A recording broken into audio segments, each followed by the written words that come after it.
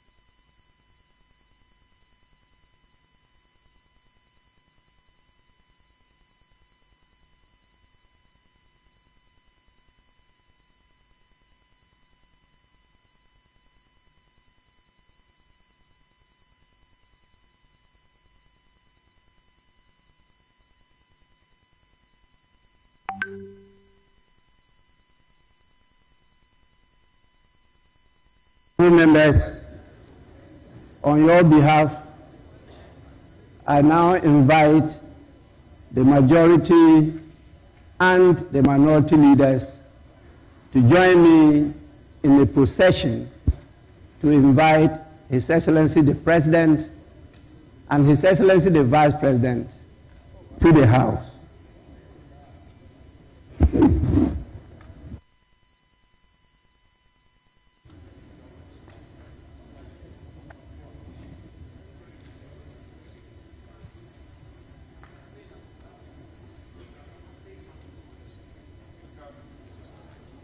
No, we'll sit at mine.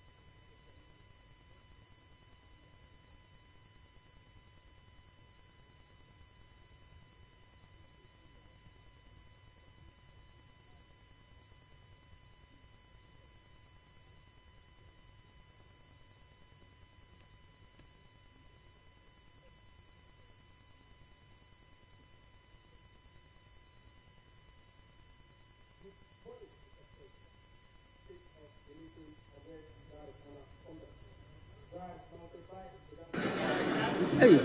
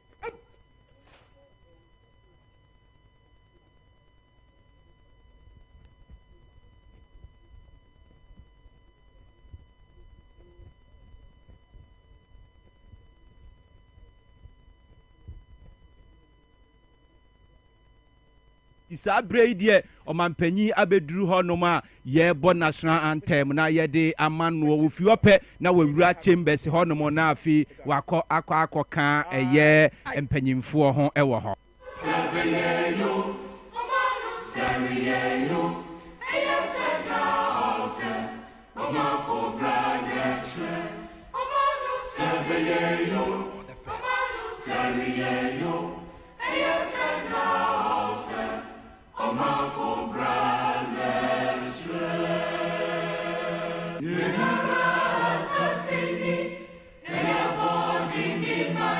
Power 97.9 FM. Sabri Yadaswa Ejina Eye Parliament House Omampanyi Sese Wawie Eye National Anthem Yabo Amano ne last National Anthem Yebo Edi Amano Ewo Suma Wababe Sum Ewo My Ghana mu police for mpanyimfo ewo ho soldier for mpanyimfo ho no navy for mpanyimfo ena eye custom mpanyimfo ene mpanyimfo bebira mo o my Ghana mu atwa ahia ewo Parliament House a sei no wo mo no eko na omampanyi ede ne last state of the nation address akọ ma mihu omampanyi kofo ewo eye Parliament House esi asa nso na former first lady yemame eye Nana Kunedu Ajimai Lawrence ene eye MPs bebre etwa ahia ewo Parliament House a ene last state of the nation address a eye omampanyi Nana Adodankwa Ekufuado wode kwa akoma eye Ghana fo obeje Ghana man free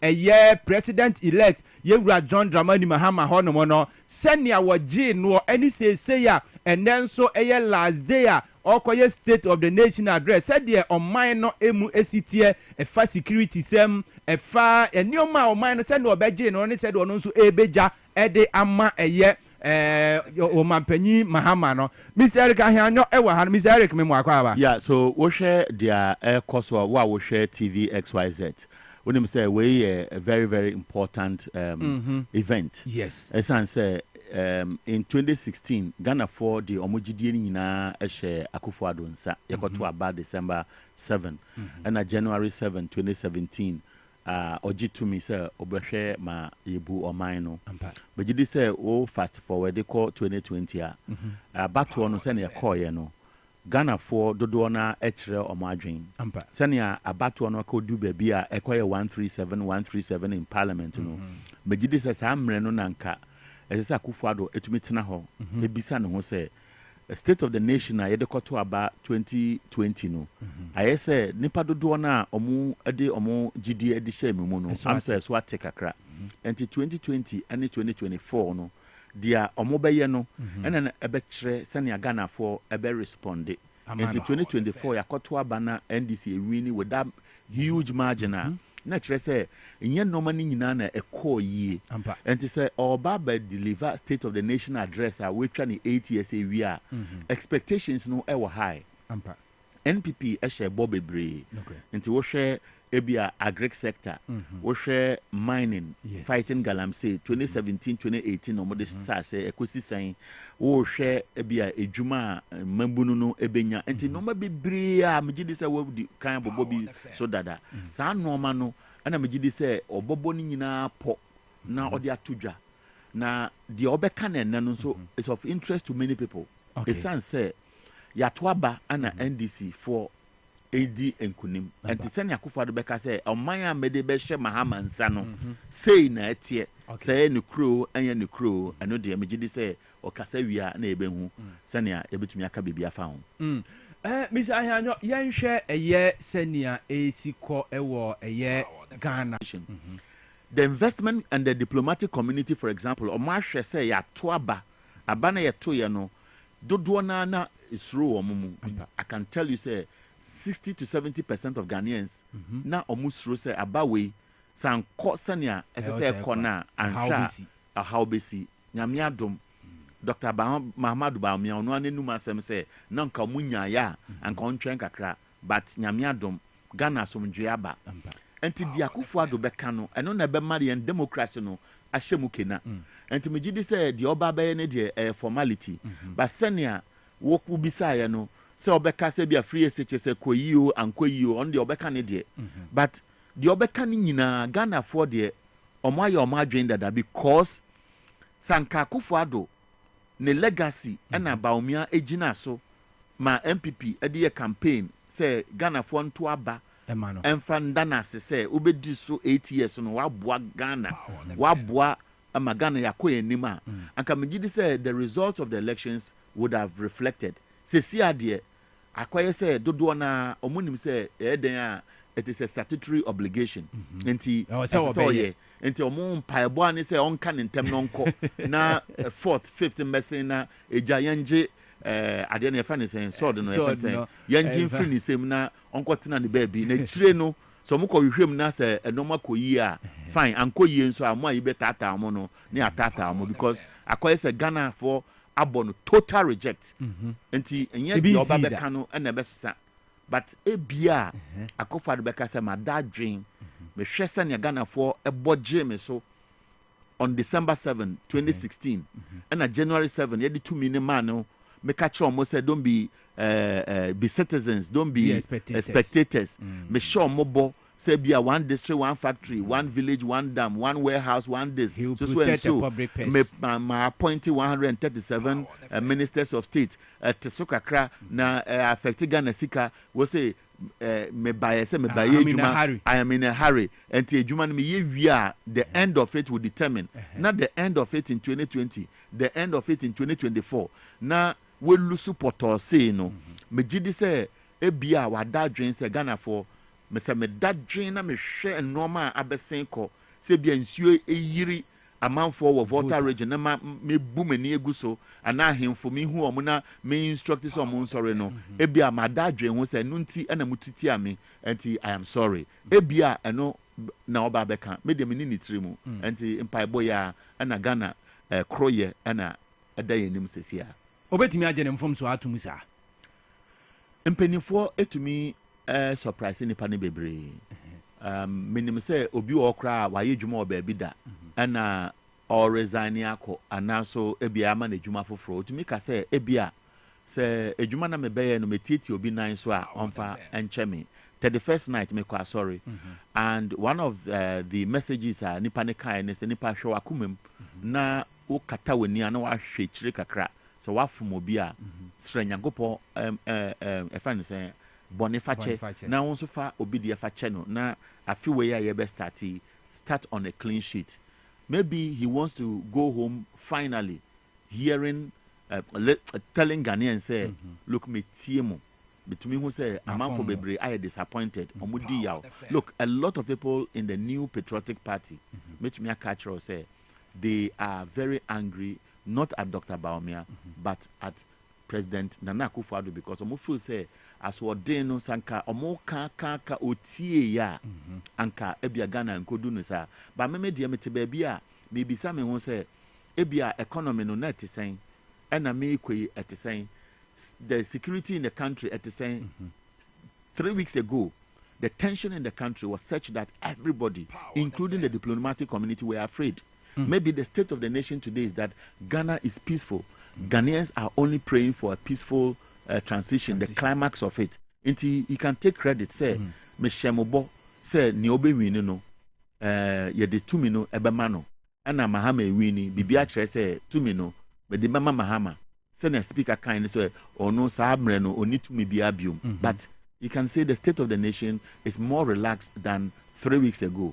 Ebia, it is 1+ he might take away. But Mijidi say, Obia wo dia na ni da so, ena dia wehu, ena obeti Akufo-Addo dia obe expect say obeka. Nti yenjai na yentie dia obeka ba se na wo hu no Mijidi say Parliamentary why fe. Yes. Nanka me expect say bi mu be hye white na bi mu so hye black but akoye say we akoye ordinary aye normal ata no mu nyina. Ena adia fensu biom ni say just 2 weeks ago na parliament why minya over who is the majority, who is the minority or mobile approval of budget for ebia the first quarter. Na finance minister say me ban me mouth na ni sa no mani nyina akoso enti yen hwese ne ebeko but meja o na eja woni parliament edi nkomon kan no mate boss me da say Mr. Erika Hianyo ena yate ne nka e wa hanom ene anapai sa first lady ye maame Rebecca Akufo-Addo wone second lady ye maame Samira Bawumia o maba ababidru Parliament House and chief of staff ye maame Frima Osei Opare ononso ababidru anomo ene mpanyimfo bebre ababidru Dr. Mamudu Bawumia ababidru Parliament House or train say President Akufo-Addo any speaker omunyina ombaba wura chamber honomo na dwumadie no aba be hyase ewo honomo nti sabre de empanyimfo bebre na womaba bedru Parliament House aba be train na President Akufo-Addo de ne last State of the Nation address de ma oman no ne tibia ne bobia se ne obefa oman no ene se ne woja oman no de amaye no obeka ni nyina de akire ye ne ansa na nyame ya adoma 7th January yasoe oye omanpanyi a yayi na ye otwen se ye de besi akonwa so no ana afi ono nso no ye de asi akonwa so eti sabre yi de empanyimfo ewo atwenye mu se omanpanyi ebeba bewura chamber honomo na wono nso abehye ne dwumadi ase ewo honom ne nne no wode State of the Nation address last one President Akufo-Addo wode mayen ewo my Ghana mu nie ombre State of the Nation address bia biem ene last one omampani Akufo-Addo wode State of the Nation address ede ebreye enu nti ba bibia ubia no tenase power 97.9 FM TV SYZ Radio SYZ ye de ni nyina mamo ewo hanomo enti menko ba bia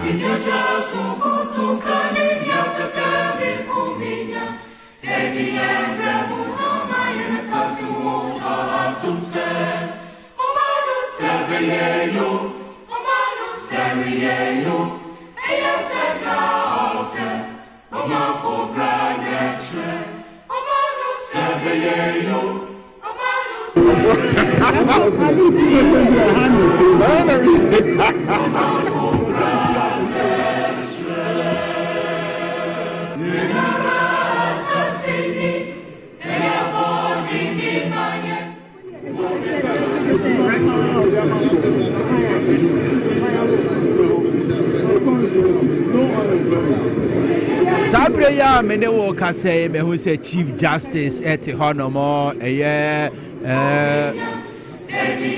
her ladyship Justice Gertrude Tokonu wati honomo sisia wo Parliament House wati chamber honomo ya wonyina wo twen se o mampani Akufo-Addo ebeba chamber honomo na wononzo ede State of the Nation address na wodi amaye ene day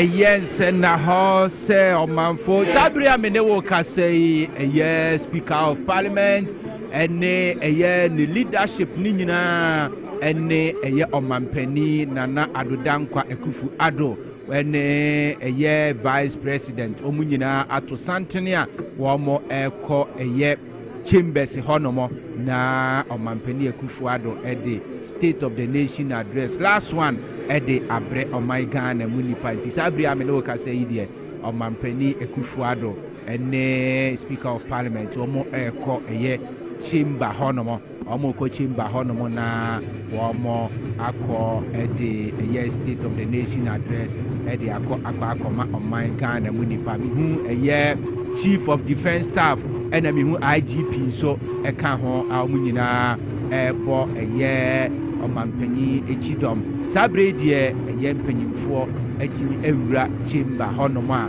omo eko na ubia akọ tenase ewo na konwa so CCA etino mibejaimo na medemo akọ eye Parliament House CCA na yakofa dwumadie ni nyina afiri honom na yede aba tisabe de me say speaker odru na konwa ho ya oba aba betenase ewo na konwa ho sanso na Omampeni Akufo-Addo adru eye na konwa ho a ono nso betenase ewo honomo Dr. Mahmoud Bawumia adru na konwa ho yes Omampeni echiechia ochiechia mpanyimfo a okoto wo mno na fi na wafro soro honoma ono nso ekotena na konwa so entino enene eda etwato a Omampeni Akufo-Addo ofro Ghana abenwa no or the last State of the Nation address ede maye etise wotena eye Ghana yakonwa ne so a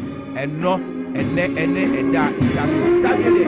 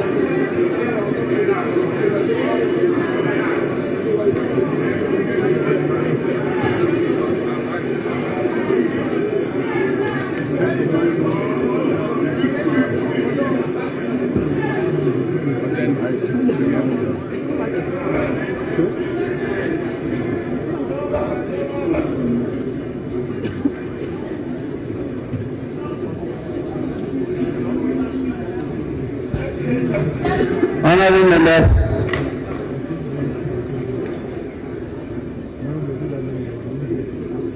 on your behalf, I want to warmly welcome His Excellency Nana Addo Dankwa Akufo-Addo, President of the Republic of Ghana, and the Commander-in-Chief of the Ghana Armed Forces to the House.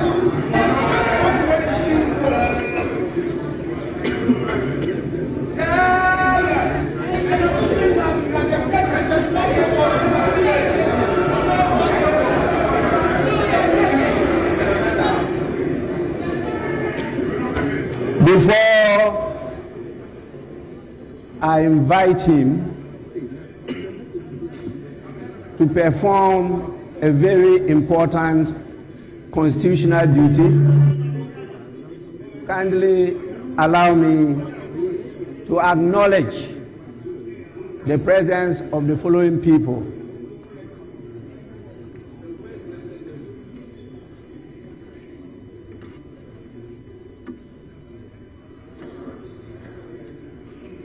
His Excellency, the President, is ably supported in the performance of this duty by His Excellency, the Vice President, His Excellency Mahmoudou Bawumia,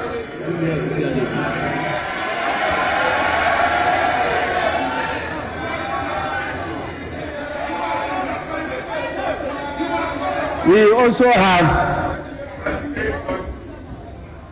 the presence of Her Lordship, the Chief Justice,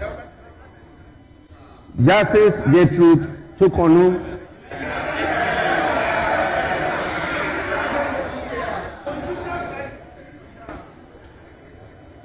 and for sure we have the presence of the spouse of His Excellency the President, Her Excellency Rebecca Akufo-Addo.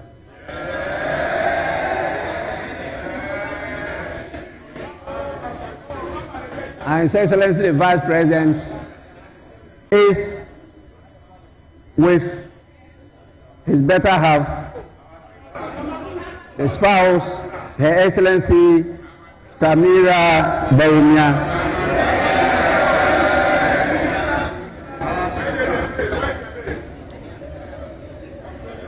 And I have with me my wife,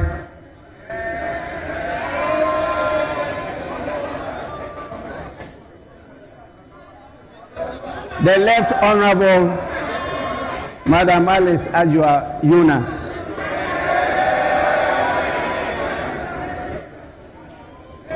Her Excellency, our Ladyship, the Chief Justice, is accompanied by her spouse, Mr. Francis Tokulu.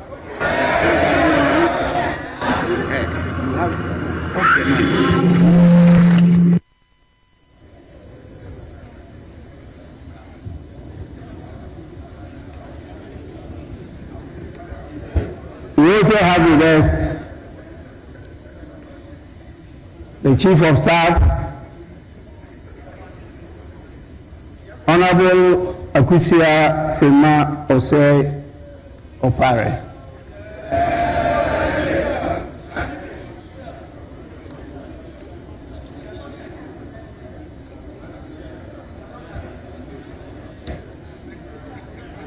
We could not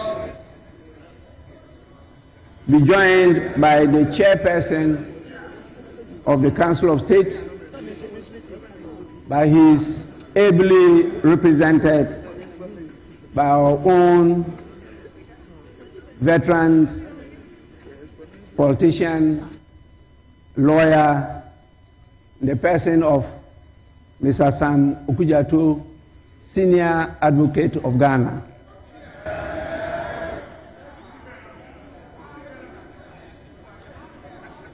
We have with us the evergreen former president, His Excellency John Ajekum Kufuor.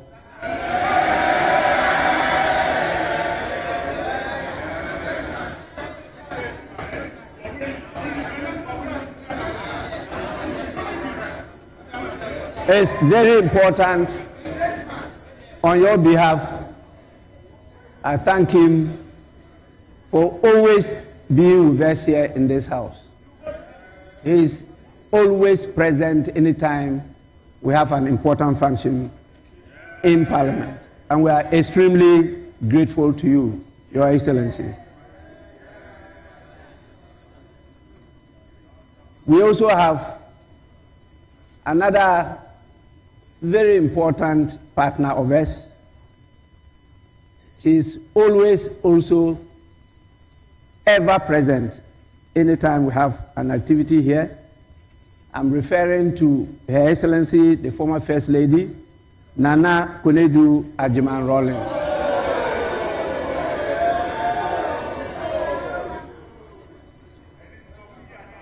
And we have with us here almost all members of the diplomatic corps They are here with us, and definitely you can see them at the important visitors public gallery. The heads of the various security services are all here with us, and we have a number of chiefs and queen mothers present in this house. We are blessed with the presence of our religious leaders who actually keep us healthy by always praying for us and making sure that the blessings and favor of the Almighty God remains with us forever and ever. With this, I'll now proceed to invite His Excellency, the President of the Republic of Ghana, to deliver his message on the state of the nation. Your Excellency, you may do so now.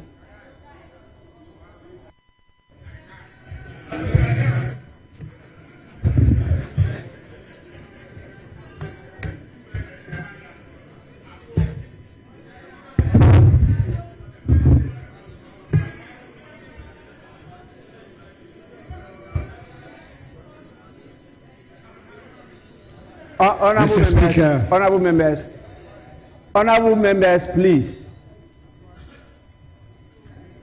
This is a very important occasion, and you are in the house we refer to as August House, House of Honor and Dignity. We expect nothing apart from honorable behavior from you, and please, let's listen to His Excellency in absolute silence. I thank all of you for your compliance. Mr. Speaker, it's my constitutionally mandated period as President of our country nears its very end. I come before this august House to perform my last official public duty. I'm grateful for the opportunity to give an accounting of my time in office, spell out the highlights of the state of our nation, and place on record the Ghana I'm handing over to my successor. In accordance with protocol and convention, it is good to see that my wife, First Lady Rebecca Akufo-Addo, Vice President Mahamadou Bawumia, Second Lady Samira Bawumia, the spouse of Mr. Speaker, Mrs. Alice Adjoa Jonas Bagbin, Chief Justice Gertrude Tokunu and spouse, and justices of the Supreme Court, the representative of the chairperson, Mr. Sam Okujeto, and members of the Council of State, Chief of Staff at the Office of the President, the Honorable Akosua Frema Oseo Parry, and officials of the Presidency, Secretary to the Cabinet, Ambassador Mercy Deborah Karakari, Chief of Defense Staff of the Armed Forces, Lieutenant General Thomas Opong Pipra, the Inspector General of Police, Dr. George Akufu Dampare, and the various service chiefs are all present. The Speaker, the House is also duly honored by the welcome attendance of the former President of the Republic, John Agyekum Kufuor, former First Lady Nana Konadu Agyeman-Rawlings, and the Dean and members of the Diplomatic Corps. Mr. Speaker, before I commence my message on the state of the nation, I want to put on record that I am deeply saddened by the devastating fire at Kantomanto Market, which took place yesterday, and has left many traders and their livelihoods in ruins. My thoughts and prayers are with those affected, and I extend heartfelt sympathies to the hard-working traders who have lost their goods and investments. Government stands with you and will work with relevant agencies to ascertain the causes of the fire and to provide the needed support. As a nation that is united in compassion and solidarity to help those who have suffered losses, together we can extend a helping hand to our fellow Ghanaians in need during this challenging time. Mr. Speaker, it is important to state at the outset that serving the Ghanaian people as president has been the greatest honor of my life. It has been one of great challenges and even greater triumphs, one that has demanded every ounce of my energy, commitment, and love for our beloved country. My vision has always been to see a Ghana that is self-reliant, prosperous, and united, a beacon of hope, democracy, and opportunity in Africa and beyond. That vision remains undimmed, and I'm confident that the strides we have made together will propel Ghana to even greater heights. Mr. Speaker, the first responsibility of a government is the safety and security of the state and its people. I'm happy to report that our country's territorial integrity is intact and all our borders are secure. In a neighborhood of widespread instability, it is no longer an assumption that we can make that our land will be safe and secure. Ghana, by the grace of God, remains the only country in the neighborhood that has not fallen victim to terrorist violence. It has taken a lot of concerted effort, and dare I say a lot of money, to enable us to protect our country from the ravages of the variety of terrorist groups operating and destabilizing other countries in the neighborhood. I wish to pay great homage to the security services and their ministerial leaders for the work they do every day to keep us safe. Mr. Speaker, it gives me no great pleasure to state that an important and integral part of the fabric of our society and the hallmark of our traditions, chieftaincy, continues to be a source of insecurity and destabilization. Upon coming into office, we worked hard with considerable assistance from the Committee of Eminent Chiefs, Otumfo Asantehene, the Nairi, and the Yabonwura, to bring finally a resolution to the conflict which had blighted the ancient kingdom of Gabon for many, many years. Bringing peace to Gabon remains one of the high watermarks of my time in office, and I had been so looking forward to counting it with pride as the top of the list in resolving chieftaincy disputes and conflicts. Unfortunately, the sad situation in Boko must necessarily dampen any enthusiasm about the resolution of chieftaincy problems elsewhere. It is a matter of great regret and distress to me personally that in spite of our best efforts, the Boko conflict remains unresolved. Boko is unhappily not the only area of chieftaincy conflict. In judging from the experience of other parts of the country, I will have to mark chieftaincy as a growing source of insecurity that will continue to require a lot of attention. It is clear that part of that process is the need to strengthen the capacities of the Ministry of Chieftaincy and Religious Affairs and the Peace Council, the two frontline institutions responsible for dealing with chieftaincy and other disputes. Mr. Speaker, in my inaugural speech at my swearing in my first term on 7th January 2017, and early on in that term, I made a public commitment to tackle galamsey, the phenomenon that had been ravaging our environment and destroying our lands and water bodies in the pursuit of mining our gold. I knew and was very much aware that fighting galamsey was not a universally popular position for a president to take. But I felt strongly enough about the need to protect our environment to say I was prepared to put my presidency on the line in the defense of our lands and water bodies. And indeed, Mr. Speaker, the fight against galamsey led directly to the loss by my party of several parliamentary seats in the 2020 elections, and to the makeup of this 8th Parliament, which affected the implementation of my policy agenda and impacted the second term of my presidency. I welcome the many loud converts to the fight against galamsey that suddenly appeared in the run-up to the 2024 elections. And I pray that more and more of us get to embrace the need for the protection of our lands and water bodies. As I have stated on numerous occasions, the fight against galamsey is not a fight against mining or the extraction of the gold the Almighty has so generously endowed us with.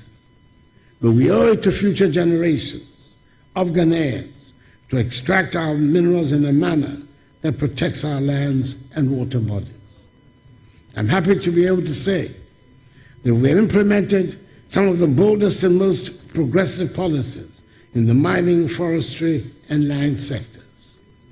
As a result of these policies, we overtook South Africa as the leading producer of gold on the continent and have consistently increased gold production to reach an unprecedented 4 million ounces last year.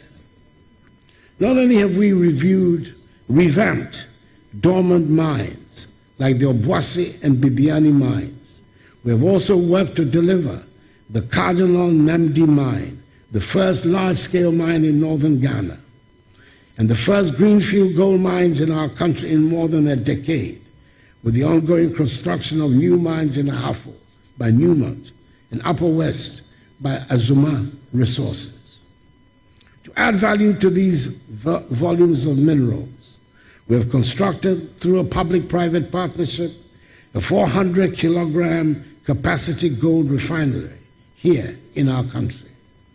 We have also concluded discussions with the parent company of Ghana Manganese Company Limited for the construction of a $450 million United States dollars manganese refinery at Nsuta.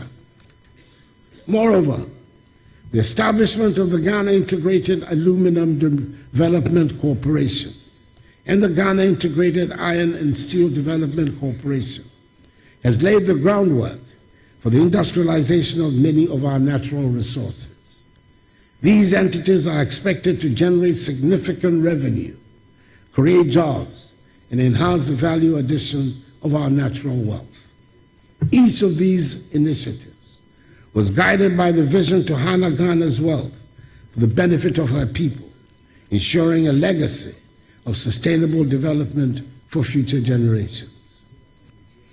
We continue to work to increase the forest estate of our country. Under the Ghana Forest Plantation Strategy, some 121,000 hectares of degraded forests were cultivated between 2017 and 2023. And under the Green Ghana Project, over 52 million trees have been planted in just 4 years of its implementation.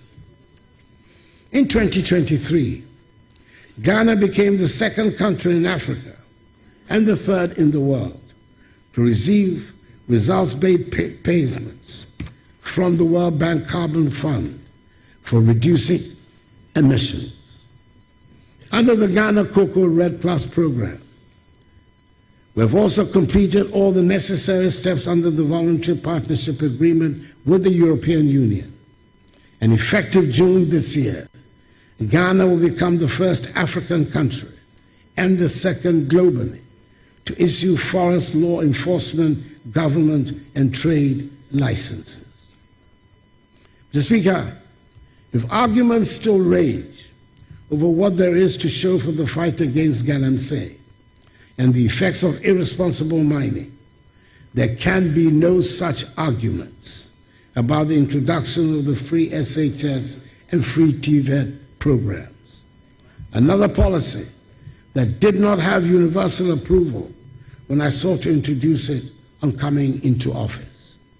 However, I believe this is one of the rare occasions on which we can use the word transformational without any danger of abusing the word. We have transformed education, and there can never be a reversal,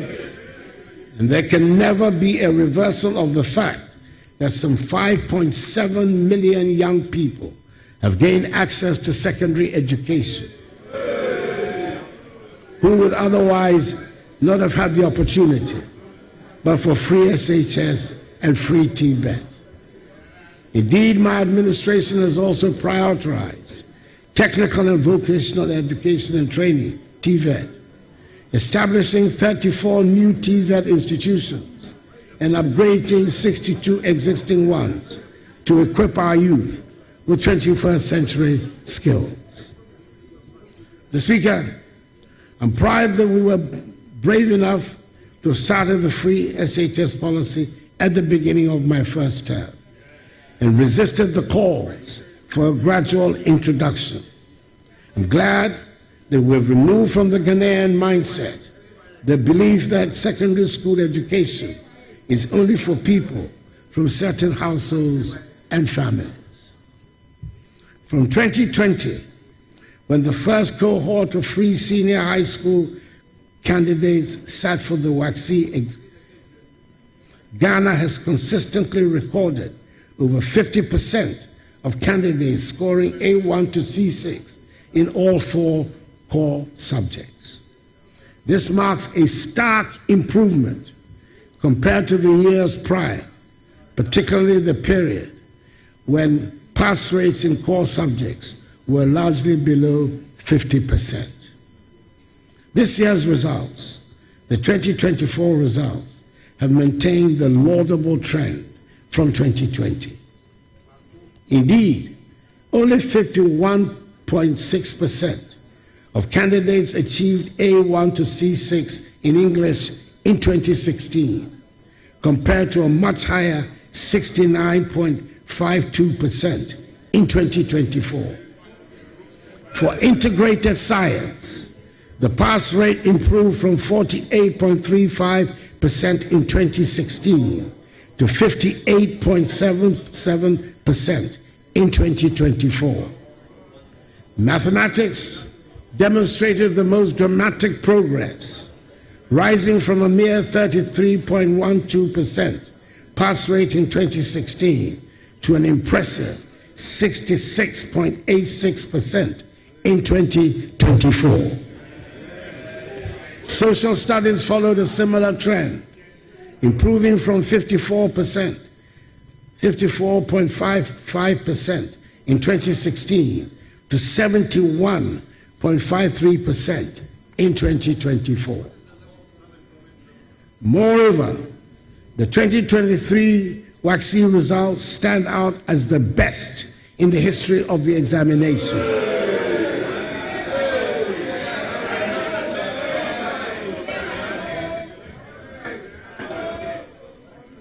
No amount of shouts will displace data.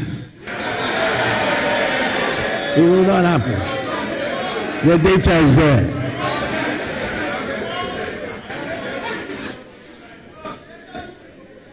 As the best in the history of the examination, with record-breaking performances across all core subjects. It is obvious then that our reforms have not only expanded access, but have also enhanced the quality of education. I am glad that we have elevated TVET and STEM to where they properly belong, and that they will no longer be seen as the option for those who cannot make the top grade. We have embarked on the development of 20 STEM centers and 10 model STEM senior high schools across the nation, and also constructed 186 new science laboratories nationwide. The other day, I commissioned the Accra STEM Academy, which is destined to play a key role in the future of STEM education in our country.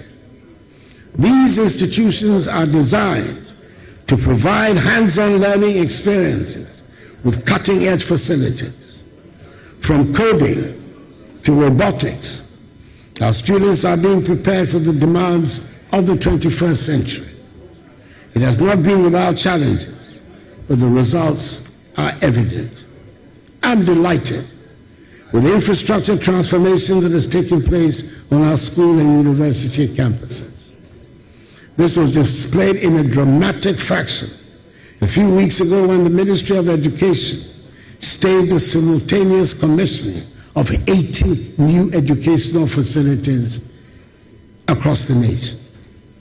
I do not suggest that we have finished what we set out to do, but we have certainly established what a kindergarten is supposed to be like. We've established what a primary school should be like. We've set standards for what constitutes a JHS. Science laboratories are now integral parts of junior and senior high schools, and computer tablets are available for all school children. Mr. Speaker, now we know and accept that a public school building can be painted in beautiful and attractive colors. Mr. Speaker, we've aimed to make the learning and teaching atmosphere a happy one for all school children and their teachers. We spent a lot of resources on education in the past 8 years, and I'm persuaded that it is money well spent, and the long-lasting benefits for our society will provide the justification for the expenditure. Mr. Speaker, it is impossible to make any meaningful accounting of my time in office without reference to the COVID pandemic. With the passage of time, it is easy to play down the extent of the catastrophe that brought our world to a thundering halt and brought wild animals to lounge on highways.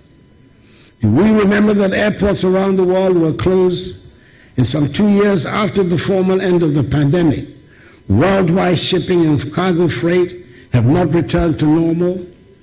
Schools were closed around the world, and it took courage to reopen our schools.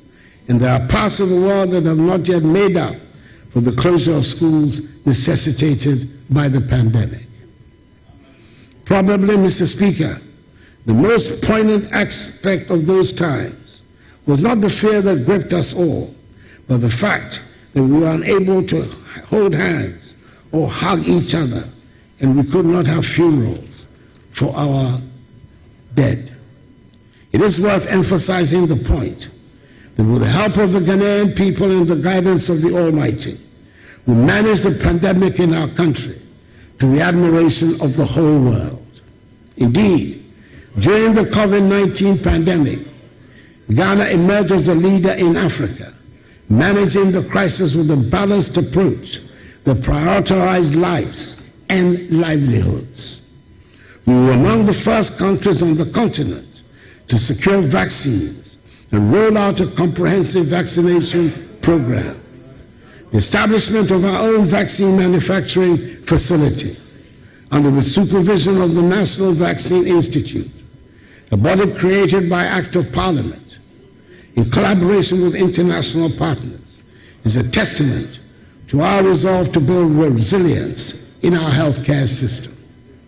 In the spirit of transparency and accountability, a parliamentary audit was conducted on the accounts relating to COVID-19 expenditures, reflecting my government's attachment to accountability and the effective stewardship of public resources during a time of crisis. However, the consequences of the COVID-19 upheavals on all aspects of our lives have gone way beyond what anyone could have imagined, and we're still dealing with the effects on the economy. But let me first deal briefly with the effects on the health sector. This pandemic showed up some of the alarming shortcomings of our health delivery system, and we have strived to seek remedies to ensure that we're reasonably prepared to meet the next emergencies. The most important intervention is the Agenda 111 project we have embarked upon that aims to place a hospital in every district. Out of the 101 district hospitals, and 2 psychiatric hospitals on the project list. There are 99 district and 2 psychiatric hospitals where contractors are deployed and work is in progress. I'd hoped that construction would be completed on all of them, but that, alas, was not to be. I'm pleased to report that on December 5th, I had the utmost pleasure to commission 3 of the district hospitals. Progress of works on the other 98 active sites range from 5% for sites whose work commenced recently to 95% at other sites. I'm hoping that the incoming Mahama administration will ensure that the project is completed to put our health infrastructure on a sound footing.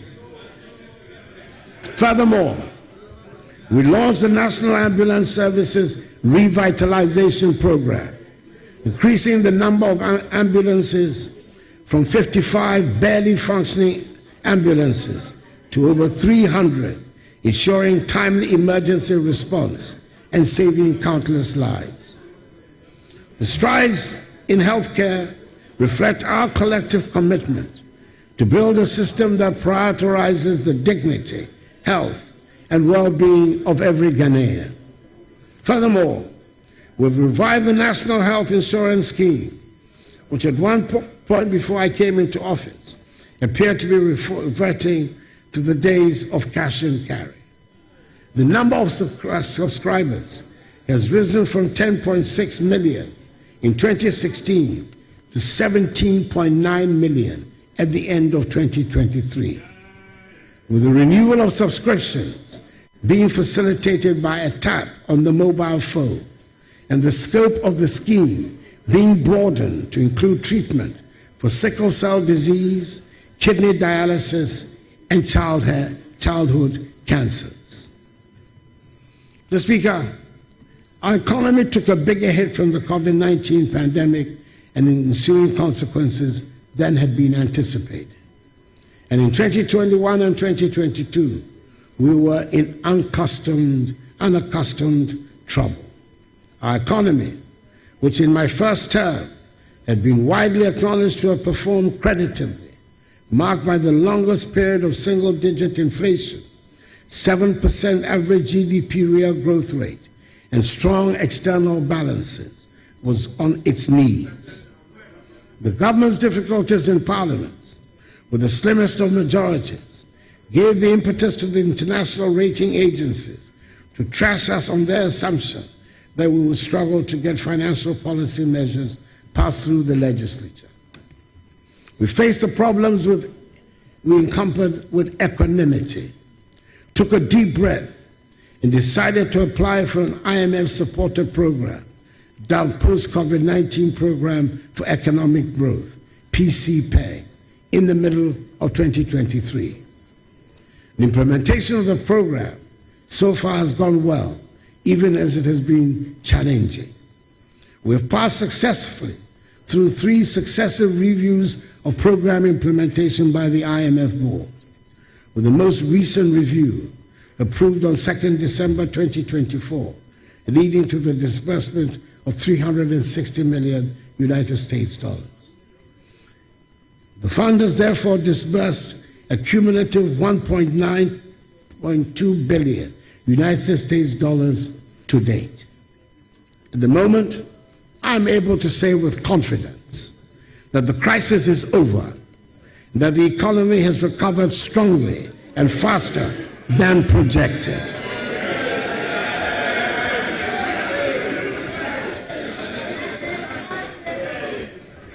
In order for me to be able to make this assertion, I must make reference to the debt restructuring exercise.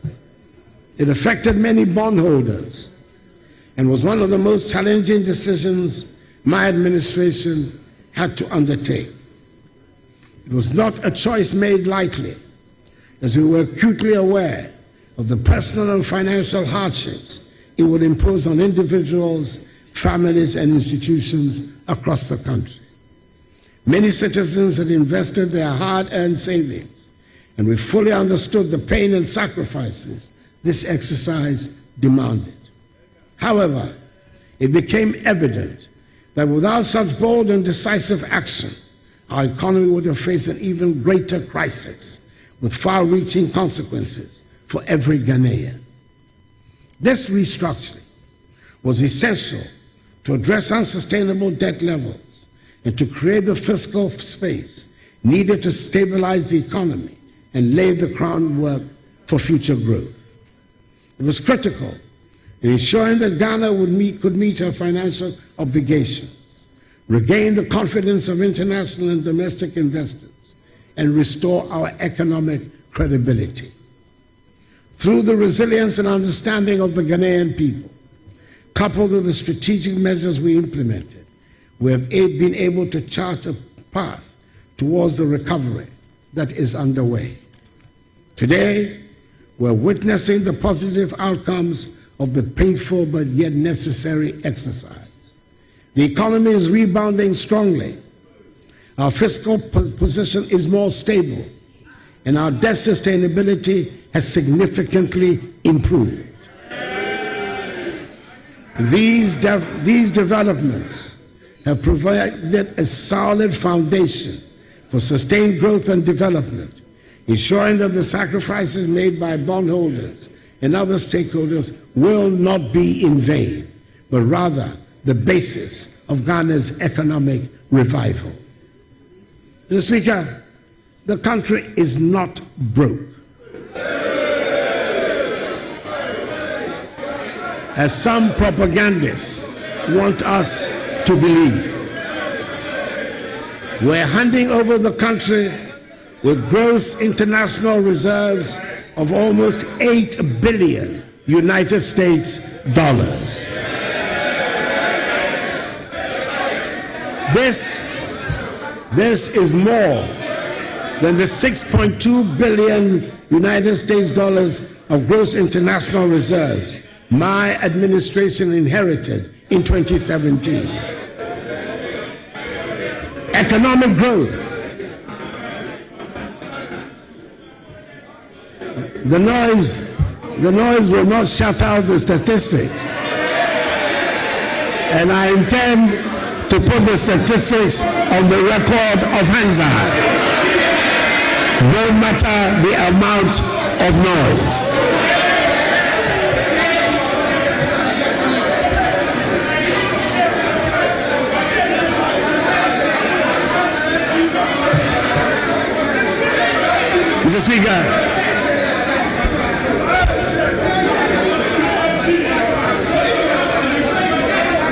Mr. Speaker, economic growth. Honorable members, the level of interruption is high. Please, honorable members.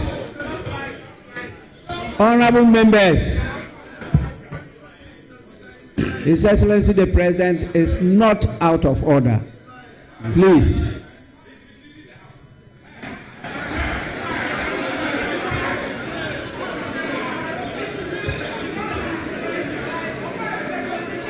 Honorable members, your statistics might be different from his, but that doesn't mean he's misleading the House. He is in order. Please, Your Excellency, continue. Yes, the statistics cannot be different. There's only one set of statistics that there is. It cannot be different. Your Excellency, truth is indivisible. Truth is indivisible. Is one and one only. Your Excellency, thank you very much. As an accomplished member of Parliament, you are out of order. Thank you. Mr. Speaker, economic growth has also returned to the pre-COVID trajectory with an impressive growth rate, rising from 4.8% in the first quarter of 2024, 7% in the second quarter, and 7.2% in the third quarter. It is projected that this year's growth rate will be 6.3%, significantly higher than the 3.4% my administration inherited in 2017. The growth of the economy is further reflected in the growth of private sector credit.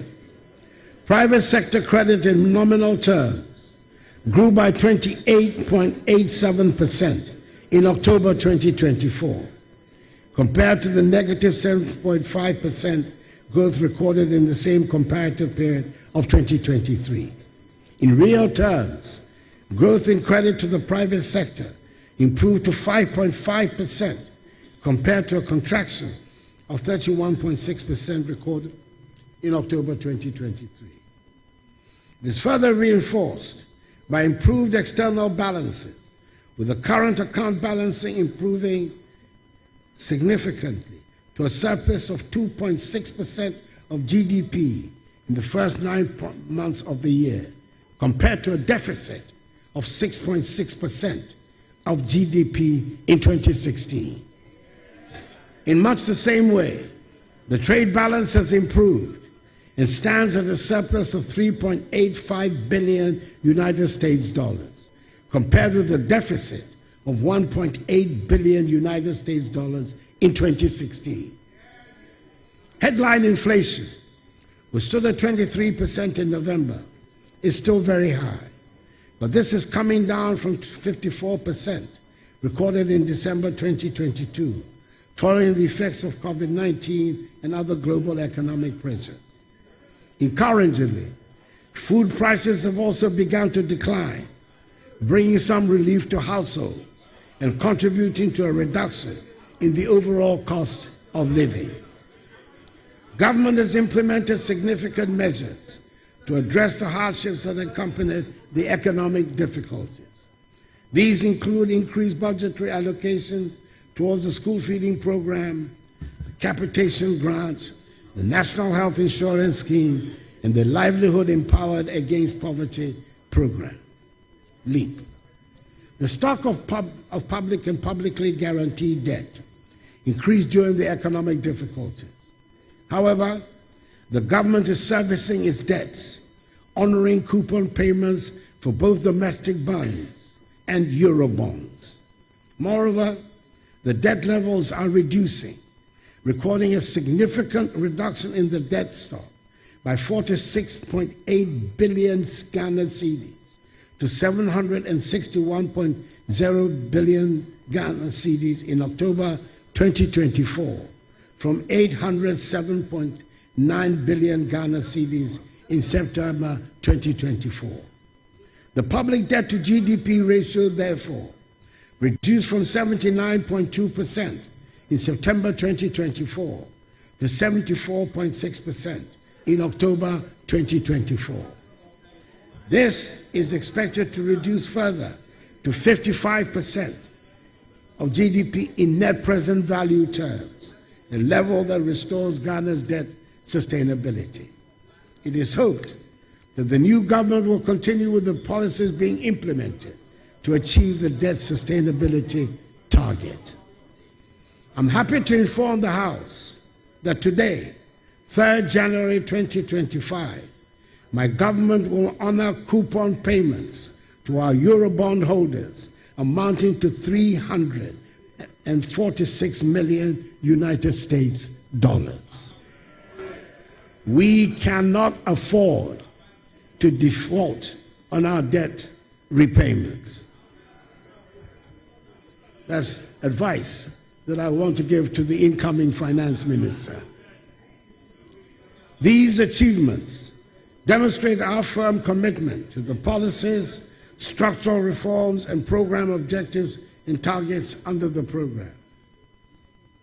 Let me at this juncture state unequivocally that the banking sector cleanup undertaken by my administration was an act of necessity, not of vendetta.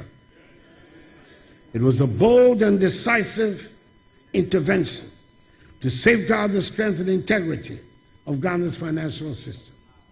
The illegalities and irregularities perpetuated by the affected banks and financial institutions are well documented and indisputable. These practices threaten the very foundation of our banking sector and jeopardize the hard-earned savings of millions of Ghanaians. Our actions ensure that not a single depositor lost their money, an unprecedented achievement in financial crisis management. Today, the results are there for all to see. A more robust, stable, and resilient banking sector capable of driving economic growth and supporting the aspirations of our people. It was a necessary decision to restore public confidence and secure the future of Ghana's financial sector. Mr. Speaker, my government recognized at the very outset that the fight against corruption required more than rhetoric. It demanded systemic, sustained, and strategic action. To this end, my government initiated a holistic program of legislative, administrative, financial, and technological reforms. Indeed, one of my most satisfactory moments as president was when we established the Office of the Special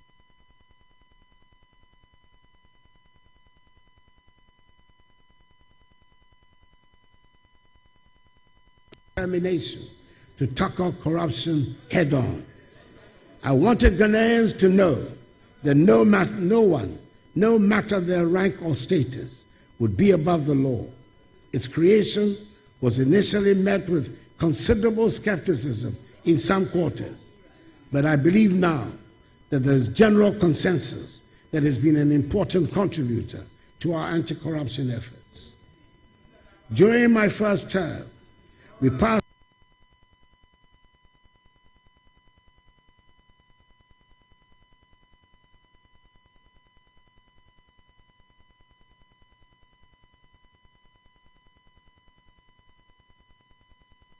in 2020 and elevated corruption from a misdemeanor to a felony with harsher penalties of 12 to 25 years of imprisonment.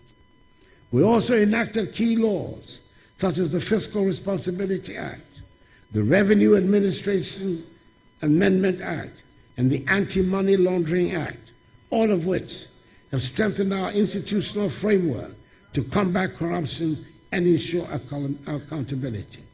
We ensured that all allegations of corruption leveled against appointees were duly investigated by independent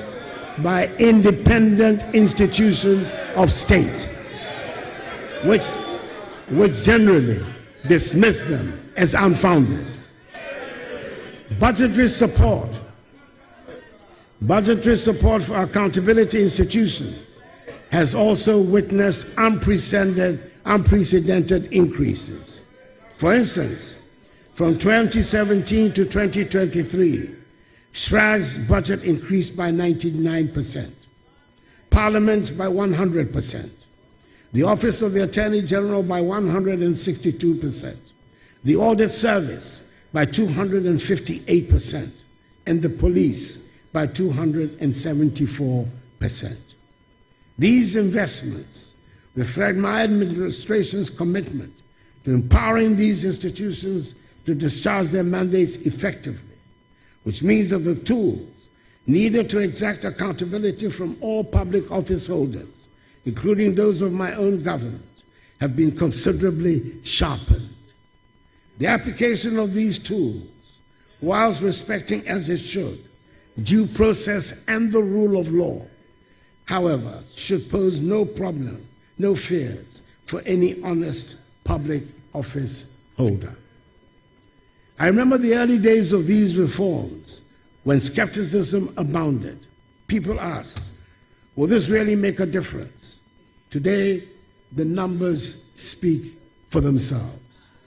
The Auditor General's report for 2023 showed a reduction of 5.2 billion cedis in financial irregularities, a 32% drop from the previous year.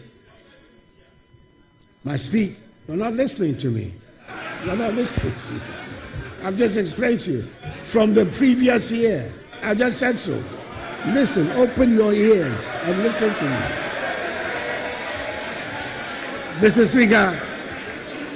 Speaker, my government has undertaken impressive reforms to strengthen Ghana's judiciary, enhancing both capacity and accessibility. Key achievements include addressing court infrastructure challenges with the construction of 100 courthouses, 90 of which have been completed and are operational, making it the biggest single infrastructural intervention for the judiciary in our nation's history.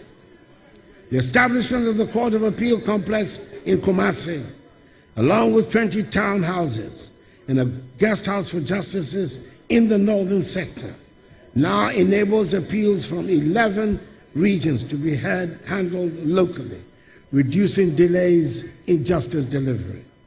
Additionally, the implementation of the e-justice system has digitized case management and streamlined processes, solidifying the judiciary's role as a bulwark of Ghana's democracy and development. Moreover, the Law House, a modern facility for the Office of the Attorney General, has now been completed. Mr. Speaker,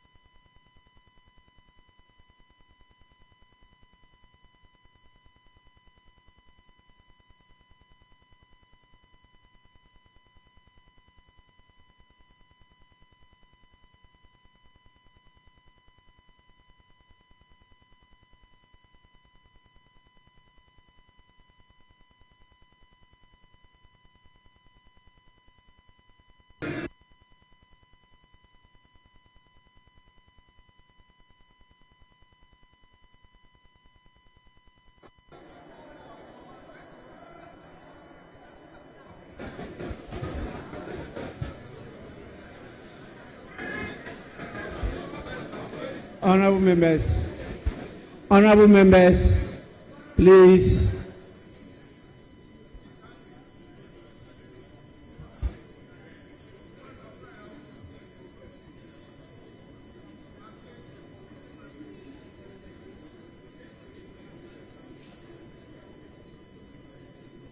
Let's have some order and let's continue with the business.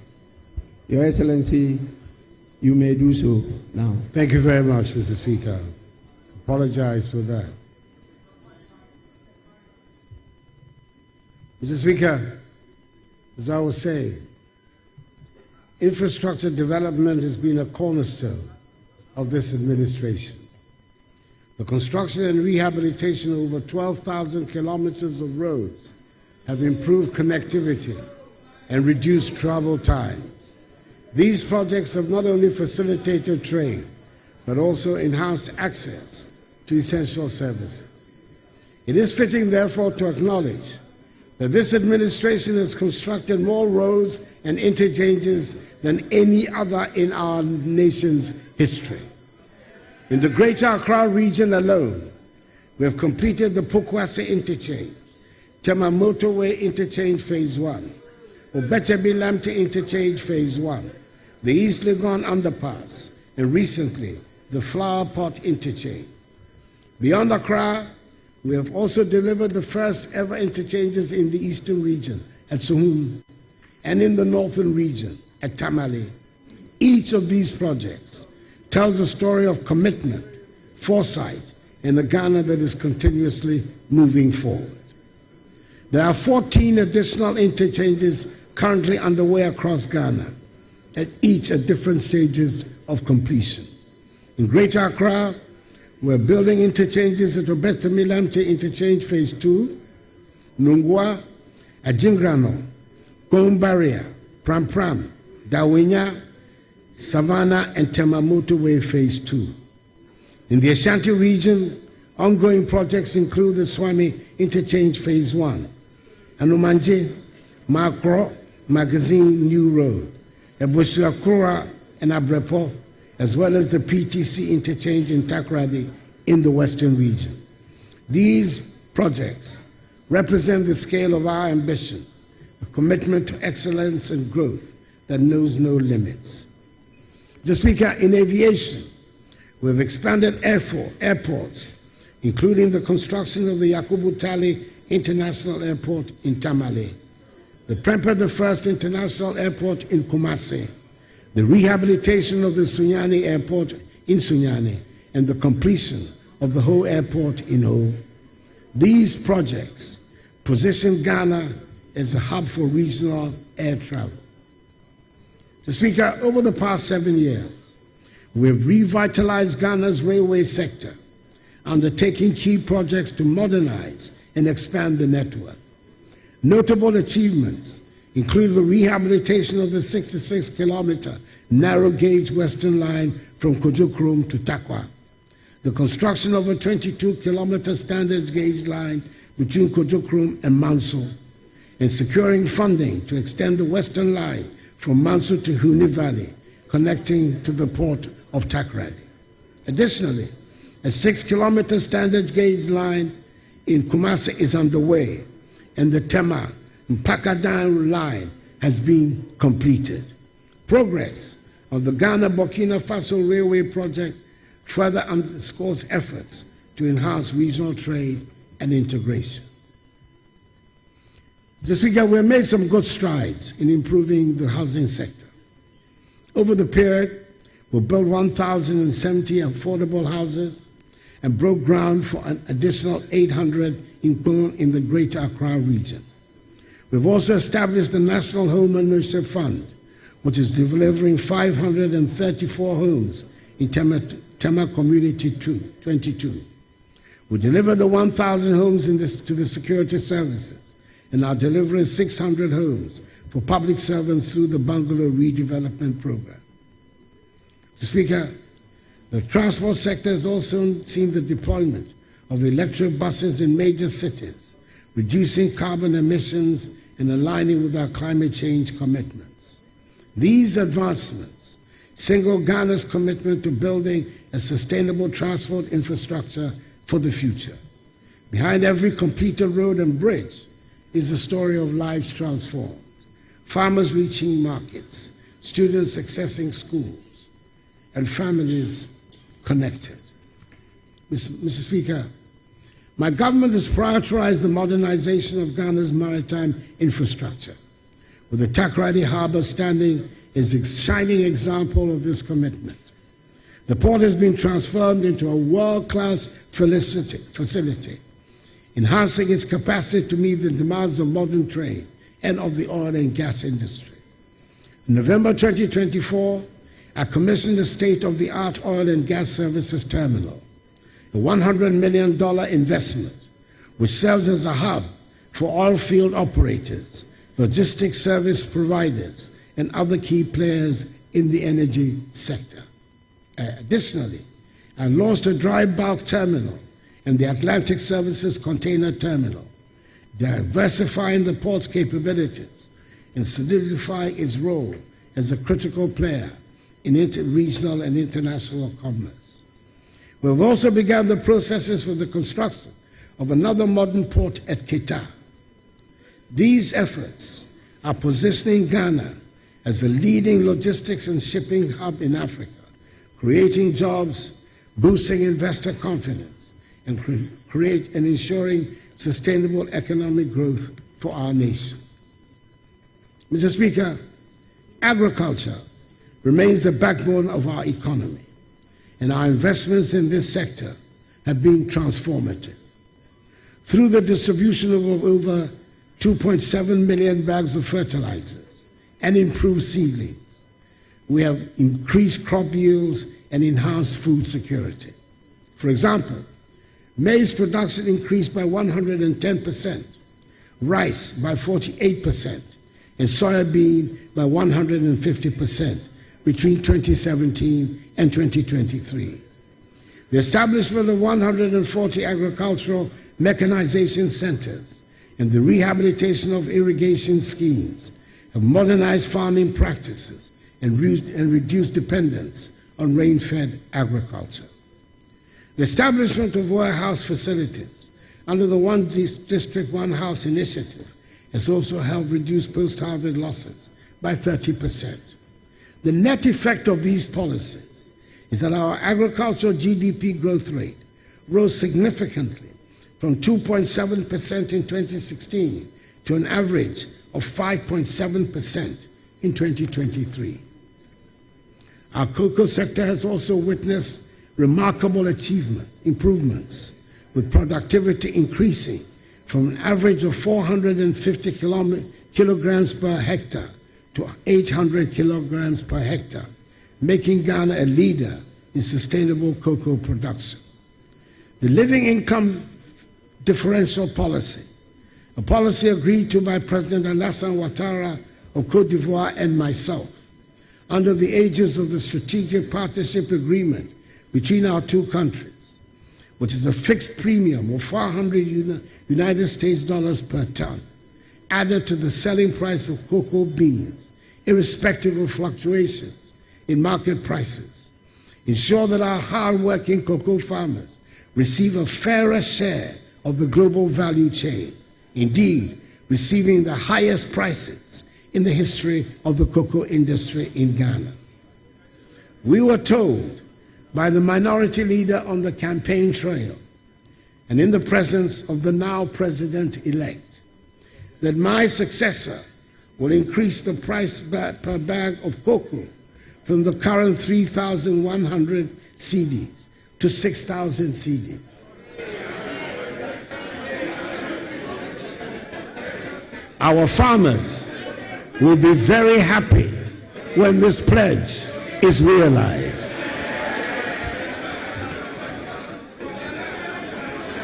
In the fisheries sector, Mr. Speaker, the construction of 12 landing sites and cold storage facilities across the coastal regions, along with the commissioning of the Jamestown Fishing Harbor and the Almina Fishing Harbor, has improved livelihoods and reduce post-harvest losses.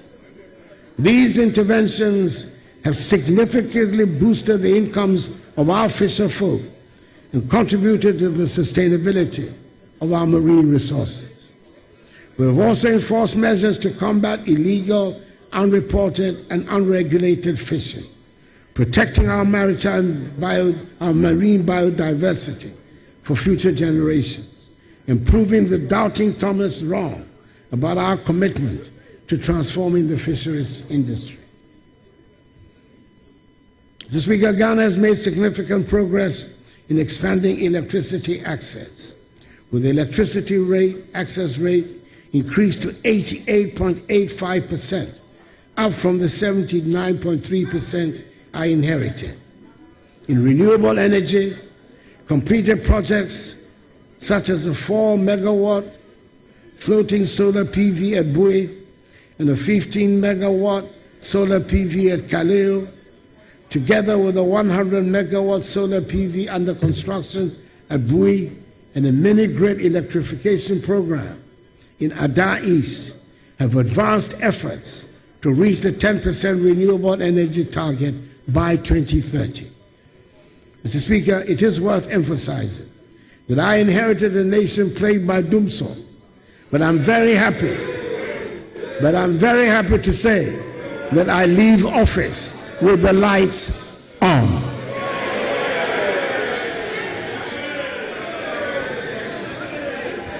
This achievement did not come without its challenges. When my administration assumed office, we inherited an energy sector legacy debt of $2.5 billion United States dollars. The Energy Sector Recovery Program, developed by government and the World Bank, projected that this debt would balloon to a staggering $12.5 billion United States dollars within 5 years if no decisive actions were taken. We knew that such a scenario would cripple the sector, undermine investor confidence, and plunge the nation back into darkness. Mr. Speaker, we got to work immediately. Through tough negotiations with independent power producers, prudent financial management, and targeted interventions, we've been able to stabilize the sector while keeping the lights on. I'm pleased to report that we've kept the energy sector legacy debt to $2.5 billion, the same level we inherited, and have averted the $12.5 billion debt scenario, despite the rising costs of energy production and the global economic challenges that have unfolded during my tenure. The energy sector has been truly transformed, and I'm leaving office confident that the foundations we have laid will serve this nation well for generations to come. Mr. Speaker, one of the most notable milestones of my administration has been the creation of 6 new regions: Western North, Ahafo, Bono East, Oti, Northeast, and Savannah. This historic achievement responded to decades of passionate advocacy by local communities for a governance structure that brings development closer to the people. Today, these regions stand as evidence of our commitment to equitable development, with enhanced access to public services, infrastructure, and economic opportunities for millions of Ghanaians. Additionally, my administration championed a bold vision for local governance by advocating for the election of Metropolitan, Municipal, and District Chief Executives, MMDCEs. Though the process was unfortunately aborted, I remain hopeful that in the not-too-distant future, this vision will become a reality. Such a reform would deepen democratic accountability and empower citizens to shape their local governance directly, ensuring that Ghana's democracy continues to grow stronger and more inclusive. Mr. Speaker, the youth are the heartbeat of our nation, and we have implemented programs to empower them.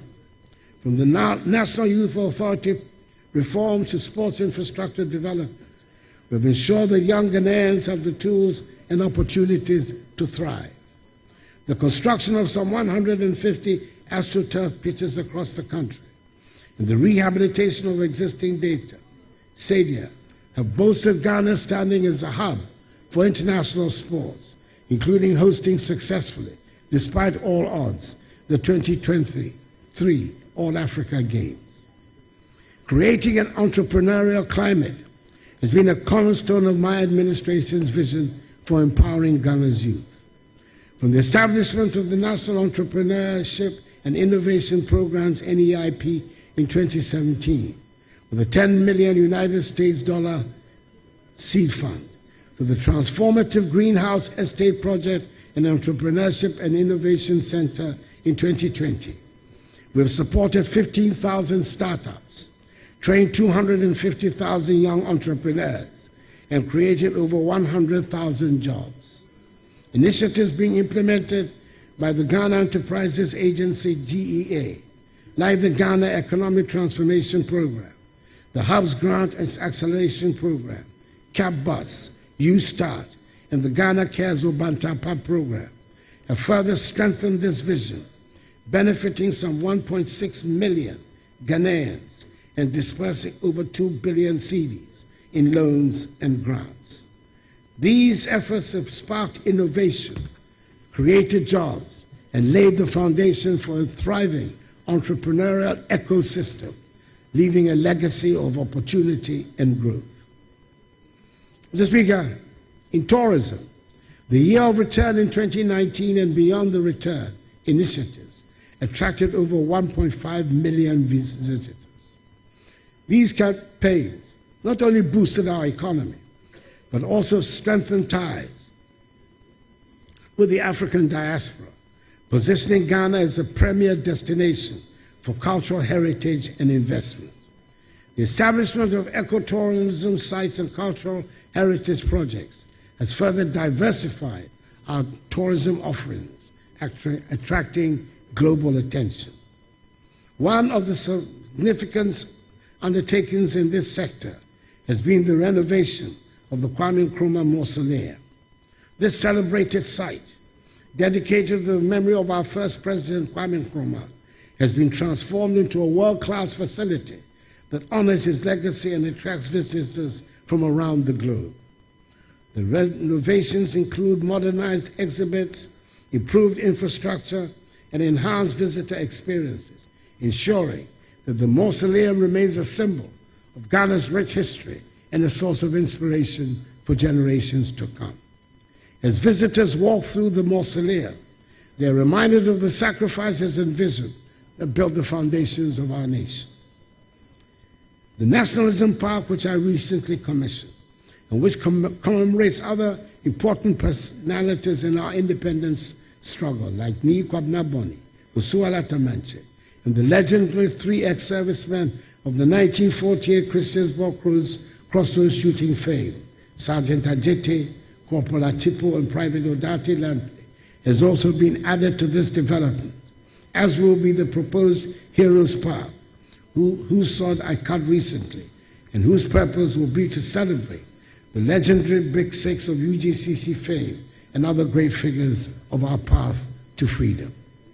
Mr. Speaker, our security forces have been equipped with modern tools and training to safeguard the nation. The establishment of forward operating bases, such as the one I commissioned some 2 weeks ago in Ezinlibo, in the Western region, the Barracks Regeneration Project, the equipping of the military and police, with the police receiving helicopters for the first time in our nation's history, the acquisition of advanced surveillance systems, and recruitment of over 10,000 police officers have enhanced our capability to combat threats and maintain peace. The successes of our anti-terrorism programs and cross-border security initiatives reflect our commitment to national and regional safety. In line with our commitment to aligning with international military norms and enhancing the authority of our top military officials, I'm pleased, as Commander-in-Chief of the Armed Forces, to announce the elevation of the Chief of the Defense Staff, TDS, to the rank of General, and the Chiefs of Staff, the Chiefs of Army Staff, Navy Staff, Air Force, and the Chief of Staff at the General Headquarters to the rank of Lieutenant General or its equivalent. These promotions,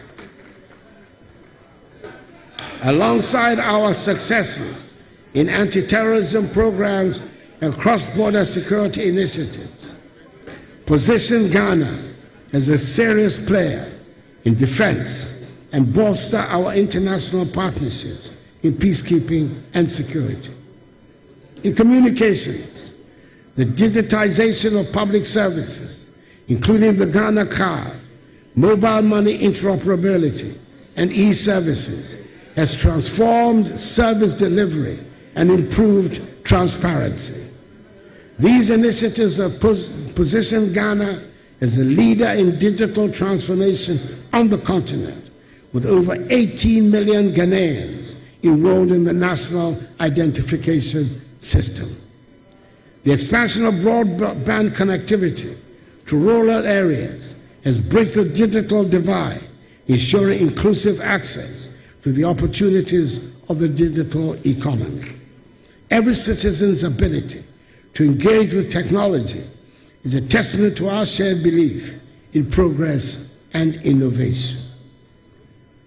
Mr. Speaker, we have tried to make real many of the slogans that have dominated our public discourse since independence.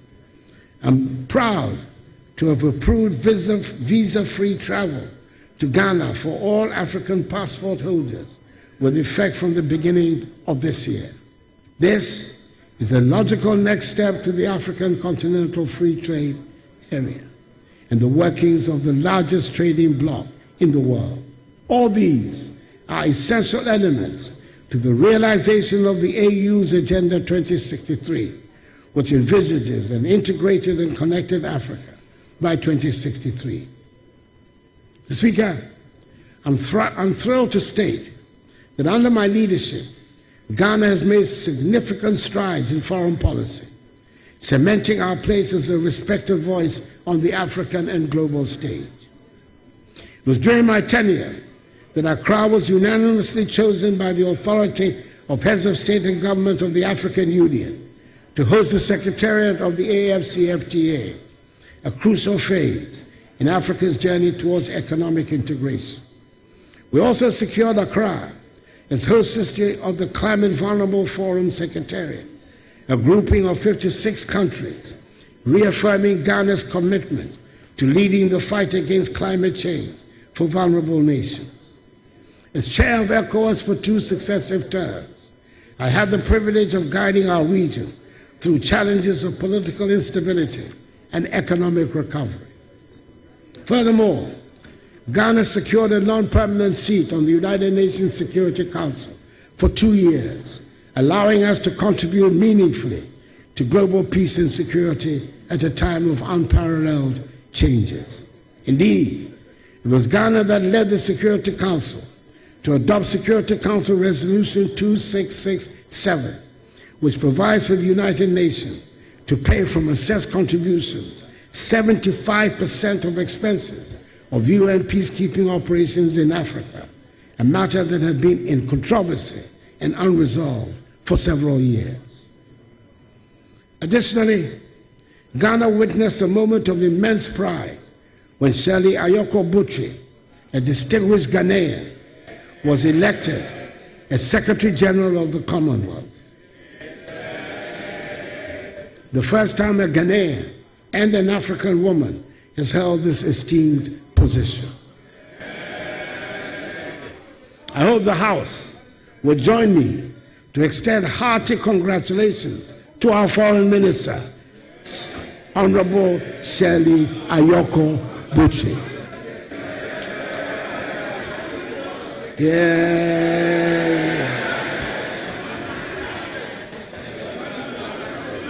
It is a prestigious position, and I'm sure she'll be a successful Secretary General and bring honor to Ghana. Another feather in the cap of Ghana's recent foreign policy has been the attainment this year of full membership of l'Organisation Internationale de la Francophonie, OIF, of which we have been an associate member for some 18 years. Our country, one of the few to be full members of both the Commonwealth of Nations and La Francophonie, has the opportunity to play a constructive role as a bridge between the Anglophone and Francophone worlds, particularly in Africa, enhancing our influence. These milestones reflect my administration's dedication to advancing Ghana's interests and strengthening our standing in the international community.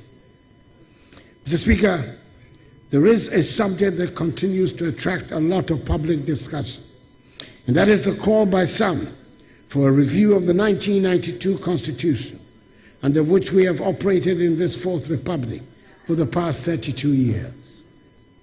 Mr. Speaker, there is no perfect constitution anywhere in the world, and with all its shortcomings, I would say that this constitution has served us well. It has provided the platform for the longest period of uninterrupted, stable, constitutional democratic governance in our history. A constitution does not cure the irritations of the democratic process. There's no constitution that will satisfy the desires of those who do not believe in the democratic process.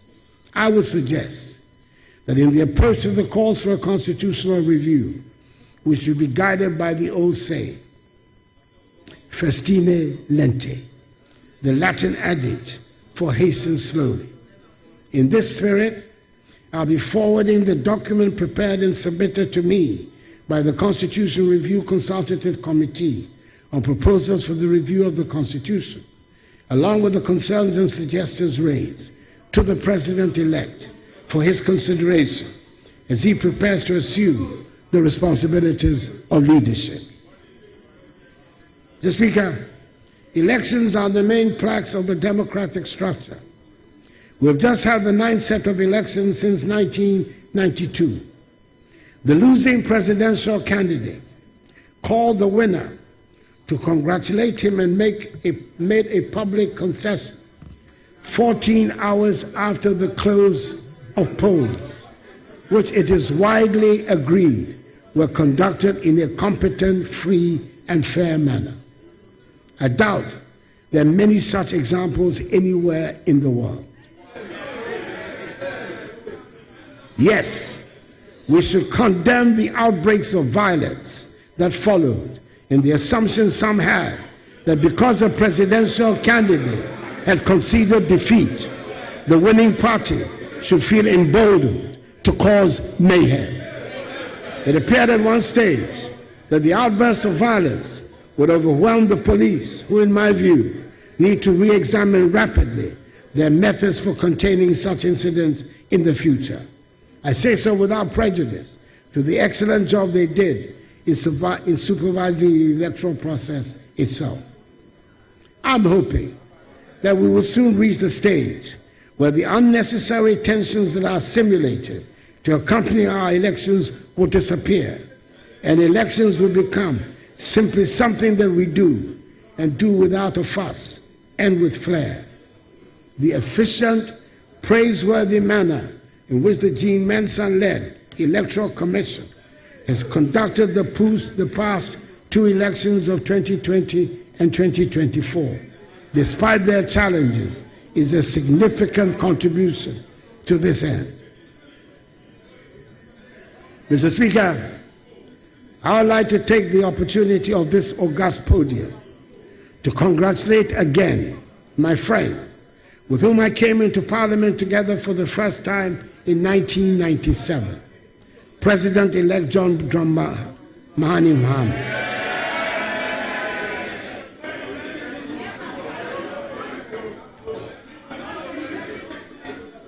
On his historic comeback victory of 7th December 2022. Assure him of my support and that of all well-meaning Ghanaians, and wish him well in his second term as President of the Republic. And I take the opportunity also to congratulate Dr. Jane Nana Opoku-Agyeman, the Vice President-elect, the first woman to occupy that status in our history. Mr. Speaker, you and I have made history of a kind these past 4 years, and I must acknowledge the role you played in keeping steady the ship of state and the governance structures of our country. This was the first time the executive has to deal with not just a parliament with the slimmest of majorities, but with a speaker from the opposition party. Mr. Speaker, we found a way to accommodate each other, and the government functioned successfully. I thank you. Mr. Speaker, I would like to take this opportunity also to express my gratitude to the Council of State under the chairmanship of its highly respected traditional ruler, Nana Otuo-Siribour II Dramini, for the great help it has given me in helping to steer the ship of state to a successful end. Nana and the members of the Council, I thank you very much for your invaluable counsel. Mr. Speaker, as I prepare to leave office on 7 January 2025, I do so with immense gratitude for the trust and confidence the people of Ghana has placed in me over the last 8 years. It has been the highest privilege of my life to serve as president of this great nation. I've done so with an unwavering commitment, boundless energy, and a deep love for Ghana, always guided by the belief that our nation's best years lie ahead. Together we have weathered storms, celebrated victories, and laid the foundation for a brighter, more prosperous future. Reflecting on this journey, I'm filled with pride for what we have accomplished, from the transformative policies in education and healthcare, to the strides in agriculture, digitalization, energy, governance, infrastructure, industry, and trade. These achievements are not mine alone. They also belong to every Ghanaian who has contributed to the collective effort of nation building. We've demonstrated that through unity, resilience, and determination, we can overcome even the greatest challenges. I'm confident that the progress we have made will inspire future generations to dream bigger, aim higher, and achieve more for our beloved Ghana. The Speaker, as I take my final bow, I do so in the certain knowledge that our nation will go from strength to strength, and that freedom and justice has taken hold forever in our body politic. The Speaker, I'm happy to hand over a Ghana that is safe, secure, united, and firmly rooted in her attachment to democratic principles and respect for the rule of law. A nation that continues to shine as a beacon of peace and stability in an often troubled Africa and an uncertain world. I leave behind a Ghana that is thriving, one that has navigated significant global challenges with remarkable tenacity, whose economy is steadily rebounding, and whose institutions are operating effectively. It's a Ghana where the youth are being empowered with opportunities to channel their energies into meaningful and productive endeavors, where the arts are beginning to flourish, and where the elderly can grow old in safety and dignity, and continue to make meaningful contributions to society. I leave behind, Mr. Speaker, a Ghana that is working. Mr. Speaker, honorable members, I thank you for your attention.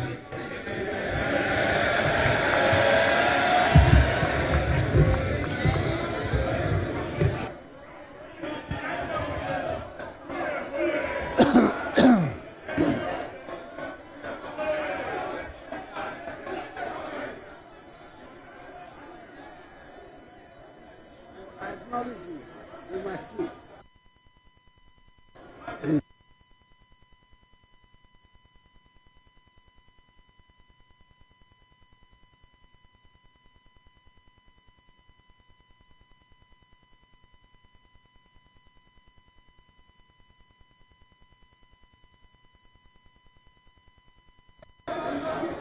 Where is the clerk?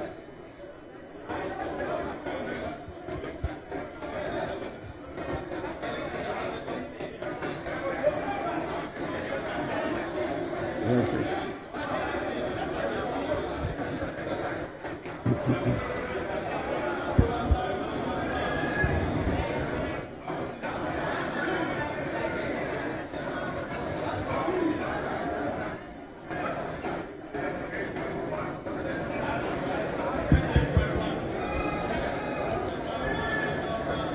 Honorable members,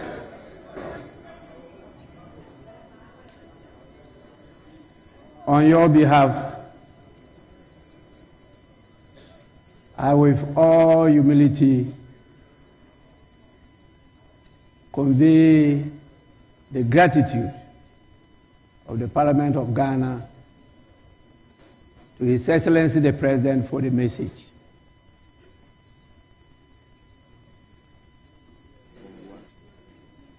The House has heard him.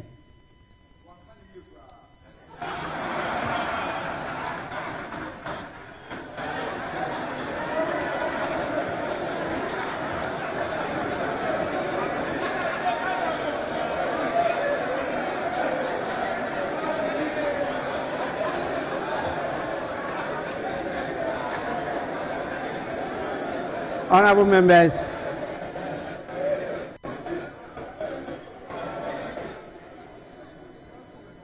that was just a paraphrase. It wasn't a quote.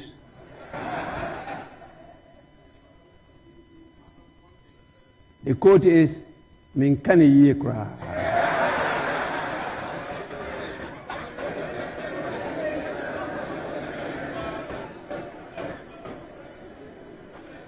I thank His Excellency the President for setting the tone for, I believe, a very, very important national discourse as to the state of the nation. And we do this with the core principle of unity in diversity.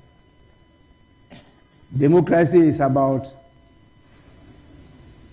disagreeing to agree.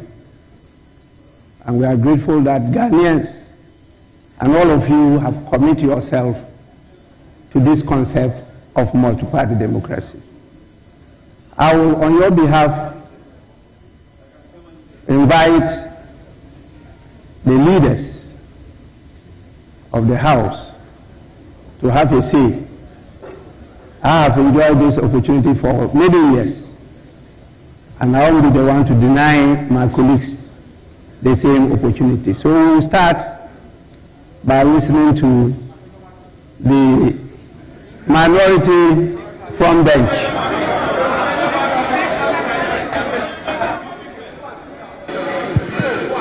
Thank you, Right Honourable Speaker. Honourable Speaker, I'm grateful for the opportunity to thank His Excellency the President for the message on the state of the nation that he has just delivered. Mr. Speaker, I need to remind you that the people of Ghana have already given their verdict on the true state of the nation. And that verdict was very, very clear. Economic hardship, huge debt overhang, high youth unemployment, hopelessness, and more. And you are thanking him for this. We have come to the end of the road for what has been undoubtedly the worst government under the Fourth Republic. Honourable Speaker, this abysmal record was confirmed on December 7th when the people of Ghana returned the most overwhelming and emphatic vote of rejection of any government ever witnessed under the Fourth Republic. Mr. President, you will be remembered as the first president who was cushioned by the IMF when you began, and you are still being cushioned at the end of your term. Mr. President, you left something very important in your account. You left out an account of your promise to God to build him a cathedral. But Mr. President, Mr. President, I will leave that for you, between you and your God. Mr. President, let me remind His Excellency, Honourable Speaker, that his tenure in office will remain a timely reminder of how not to govern the country. But let me also be quick to assure the good people of Ghana that hope is on its way. In President John Dramani Mahama and the NDC, we can once again gain a brighter future from the throes of despair. Together we will work hard to lift ourselves from this historic low and reclaim our place, our glory as the Black Star of Africa once again. Fellow Ghanaians, we are comforted and strengthened by the following words of scripture. And I'm quoting Exodus chapter 14, verse 13. And I quote, "And Moses said unto the people, Fear you not, stand still, and see the salvation of the Lord, which he will show you today. For the Egyptians whom you have seen today, you shall see them no more." Bye-bye, Mr. President. It is finished. With that, Mr. Speaker, I thank you very much.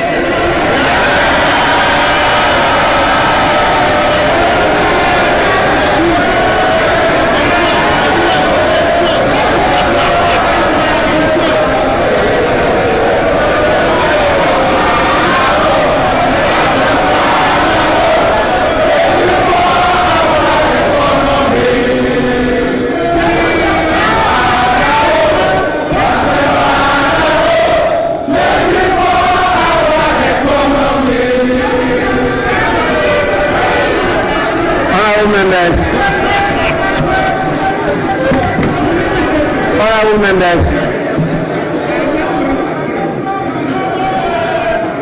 honourable members, I have taken note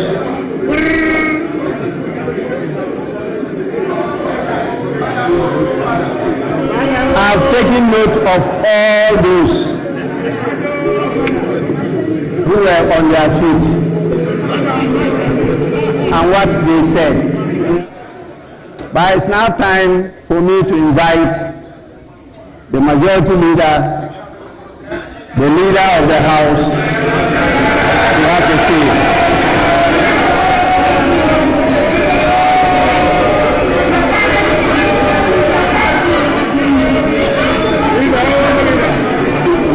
Mr. Speaker,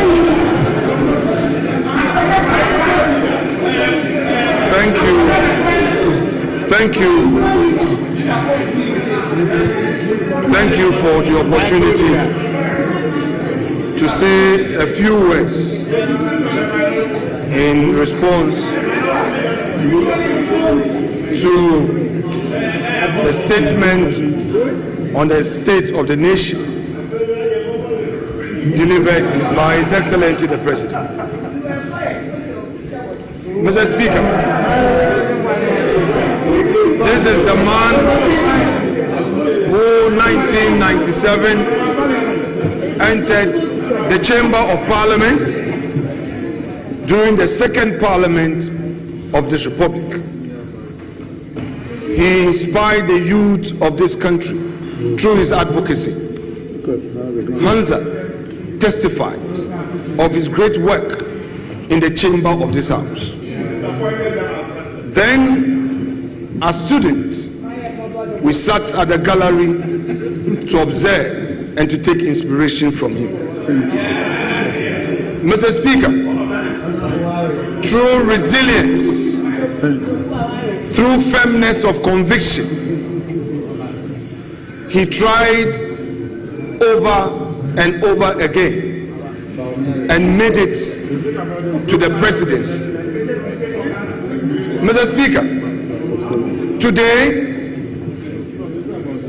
he has fulfilled a constitutional obligation to boldly deliver for Hansa his records in office for the 8 years. Mr. Speaker, it may be that for some political expedience we may not appreciate what he has done for this country. But, Mr. Speaker, history, in its fair judgment, will state that there came an Akufo-Addo whose record in the educational sector of our country was unmatched and unequaled. Mr. Speaker,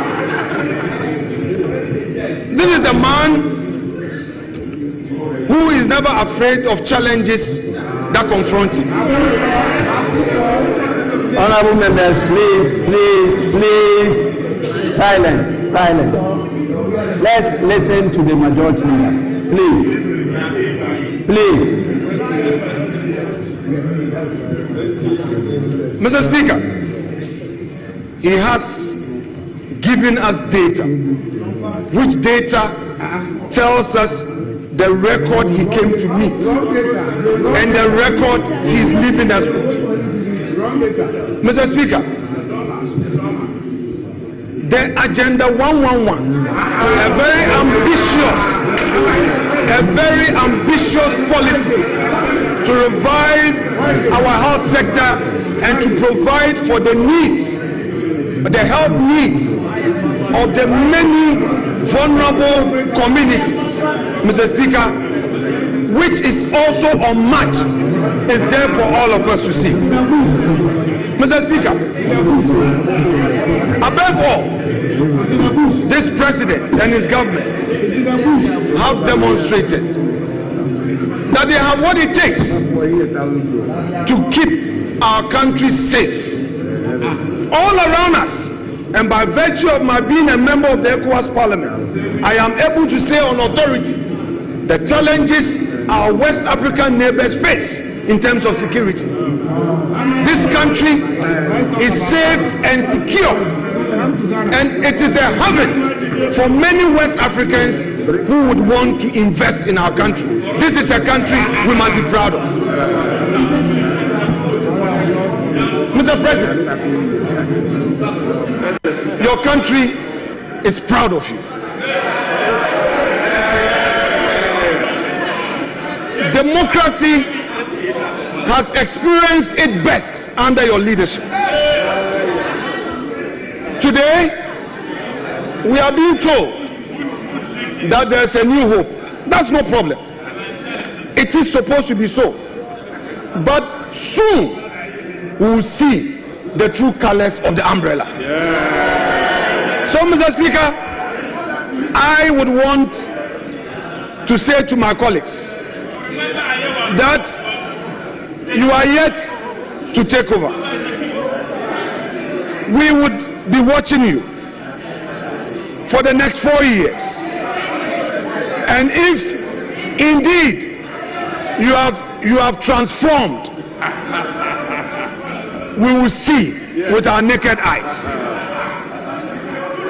This is a government that came into office and faced major challenge which confronted the world all over, but demonstrated resilience. This is a government that ensured that in spite of the COVID, all government sector workers were paid. This is a government that kept the lights on.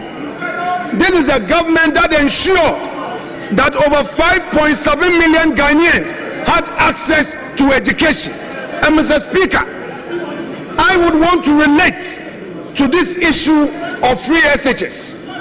It took the grace of God for me to complete secondary education because my mom could not afford, my stepdad could not afford. It took the grace of God. And I know there were many Ghanaians who could not afford free SHS. and because could not afford secondary education and had to stay at home.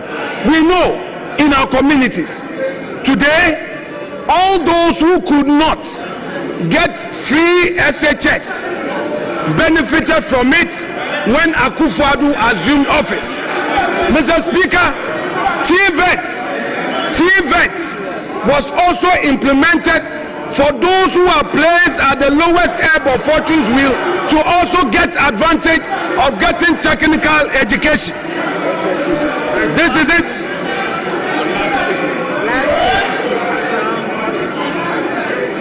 This is the record that Nana Addo Dankwa Akufo-Addo is leaving us with.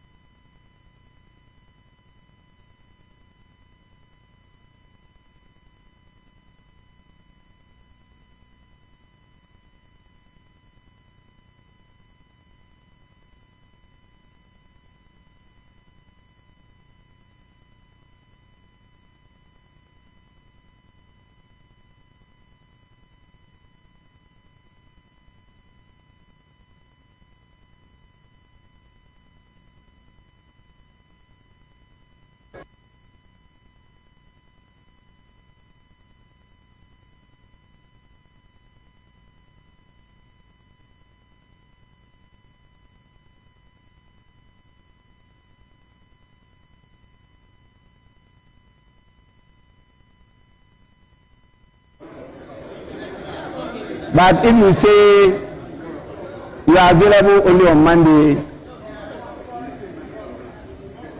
you prefer tomorrow. Monday.